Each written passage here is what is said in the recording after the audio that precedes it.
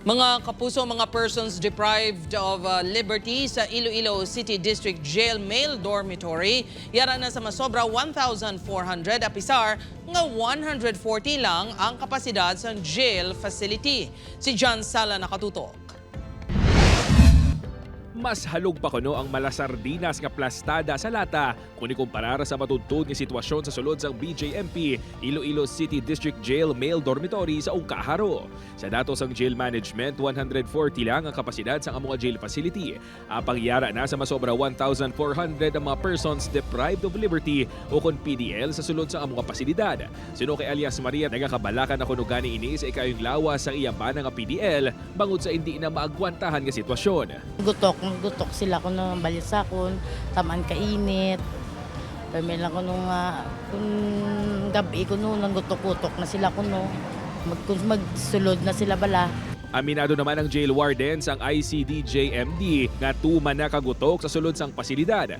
Duwa na gani kabulan nga ginuntat ang pagdala sang PDL sa among jail facility bangod sa among sitwasyon. Kamabudlay sir, kay gutok sila mo. Daw halos na sila, kung ano bala, siko-siko.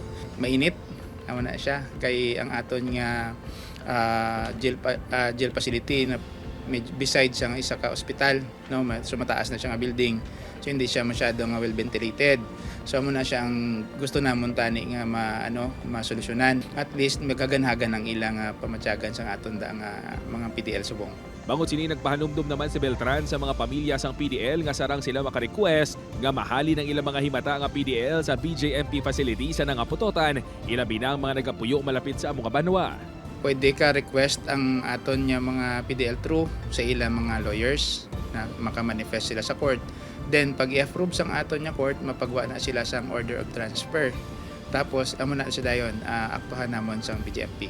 Pila sa mga rason nga sarang makonsiderar suno sa BJMP amo ang pamahog sa safety sa mga PDL kung mayara sila sang medical condition kag kung tuman nakagutok sa sulod sang ila selda. Upod kay Hans Desierto, John Sala. 1 Western Visayas.